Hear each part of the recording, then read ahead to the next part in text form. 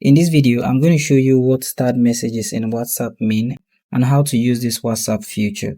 So let's say you're in a group or a conversation and there's an important message you'd like to pay attention to later, or you just want to add it to your favorite list. Go to the chat screen, and on that message you want to tap and hold on the message, and you're going to get these options at the top. Tap on the three dots at the top right corner of your screen and you're going to see star. Tap on star and the message will be starred. You can identify your starred message on any conversation with the star at the bottom.